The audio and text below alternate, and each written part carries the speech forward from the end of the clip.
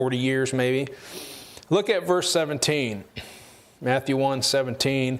So all the generations from Abraham to David are 14 generations. And from David unto the carrying away into Babylon are 14 generations. And from the carrying away into Babylon unto Christ are 14 generations. I don't know what the significance is of the number 14 there, but that's just how it works out. 14 generations, and then this next era for 14 generations, next era. Just giving you a little bit of the history here, or the etymology of this word generation. We also talk about the regeneration. What's the regeneration? Well, that's the new birth. When somebody is regenerated, okay, they were born once and now they died and they're regenerated. So the rapture, for instance, or the resurrection is called the regeneration.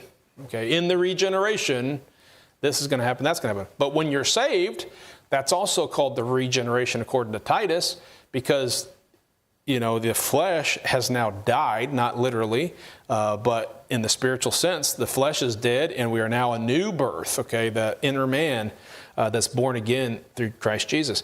And so that's the regeneration. So right off the bat, the book of the generation of Jesus Christ, the son of David, the son of Abraham. Now, Matthew in this first chapter, actually first two chapters, is going to tell us, is going to just lay it all out about Jesus Christ, what we need to know about Jesus, and what his gospel is that he's telling everybody. He gives it all away right here in the beginning. Not all the gospels do that. Some of them start with John the Baptist and different things, but Matthew and Luke start from the birth of Jesus Christ. Okay, so the points of this message are going to be pretty simple, because these are anytime you're trying to give, let's say you're writing an article for a newspaper or magazine, something like that, what do they always say? You want to answer the questions, the W's, right? Who, what, when, where, why. How's not a W, but, throw that one in there. I don't know how that works. But, basically you're answering all these questions and giving them the reader those answers. And so we're just going to go through those things and just look at our passage here and gather up all the information that Matthew's trying to give us. Okay. Now, first of all, what are we talking about? What's going on? What's happening? It's the birth of Jesus Christ. Okay, we understand that. It's this birth. And of course, we see it in verse 1, the book of the generation of Jesus Christ, talking about his birth. Verse 18, now the birth of Jesus Christ was on this wise. And then it goes and explains that, which we'll read about it here in a little bit. Of course, this is the big thing that Matthew's wanting to talk about, the fact that the Son of God was born on this earth. And so he has to back up from the beginning and kind of explain how it happened, and then fill in some details and talk about that. This is obviously a special birth.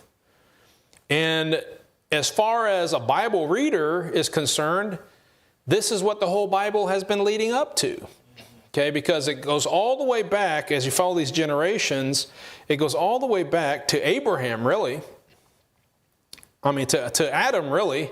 But in our text it says the son of David, the son of Abraham. Okay, so if you go back into the Bible to Abraham, yeah, for sure you can follow Abraham all the way back to Adam, the first man.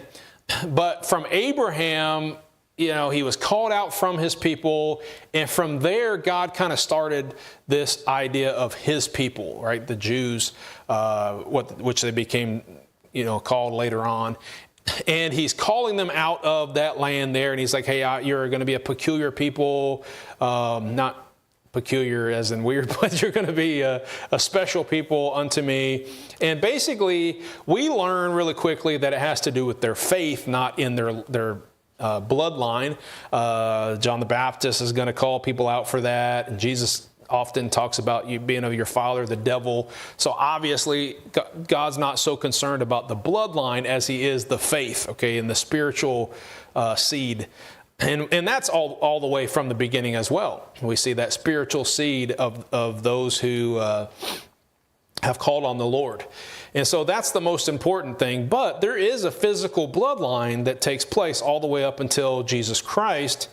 And it's very important to the reader at that time, because who did this gospel originally go to first? It went to the lost tribes of Israel, or the lost sheep of Israel. And, Jesus is introduced by John the Baptist to all Judea who came out to be baptized and to hear the preaching of John the Baptist, who, by the way, the last book of the Old Testament, Malachi, said, hey, this is what you're waiting for. You're waiting for this prophet, this man who's going to introduce you to, the voice of one crying in the wilderness. And so when we come to Matthew, to the Gospels, you're going to see this man introduced, and he's going to introduce people to Jesus Christ. So obviously the whole Bible has already been leading up to this, and when you followed these generations and followed this lineage all the way up to Christ, because this was a very special birth. This is what the whole Bible is about. This is what all of history is about. Look at Luke 3. Now, obviously, we'll come to Luke here in a couple weeks. But Luke 3 also has a genealogy.